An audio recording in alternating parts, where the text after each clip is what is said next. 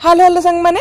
आज बनवा आमर ओडिया स्टाइल घांट तरकारी से पुणी प्रेसर कुकर बहुत सहज बहुत टेस्टी लगी था। आपको बनवार मेन रिजन है यही नाड़ी। किछि दिन तले मु भुवनेश्वर जाइଥିଲି ट्रेनिंग लगी आउ जो होटेल में डिनर करे सेठी मिक्स वेज खाइले एटा सब पड़ी थाए। मुझे दिने पचारि बड़ीटा कौन अलग टेस्ट लगुच सी कहला ना बड़ी नुहे नाड़ी एठी बिक्री हुए तो से मु घर लगे धरिक आसती गोटे पकेट आउ काली घरे देखिले सब प्रकार पनीपरिया अच्छी तो भाविली जाऊँगी मिक्स वेज बनईदेवी आ नाड़ी पकईकी तो से अदा रसुण पियाज को ग्राइंड कर देती आ टिके तेल रे जीरा और शुखला लंका देला मसलाटा को दे देती आउ टिके धनिया गुंड हल्दी गुंड तापरे देकी ताकू टे कसी देला परे परिया गुडा पकई देथिली ता ऊपर टमाटो गोटे काटिकी दे देथिली तेजपत्र गोटे सब्जी मसला गोटे चमच आ 2 चमच लूण अधा गिना पानी आ ता ऊपर नाड़ी गुडा को मु दे देथिली मु कहली मिक्स हे गेले काले बेसी सिझी जिवो आ घांटी हे जिवो तो तापरे सीटी मारी देथिली 2टा प्रेशर कुकर खोलिकी धनिया पत्र पकई देथिली आ गरम गरम एंजॉय करंतु आपण भी बहुत टेस्टी लागिवो।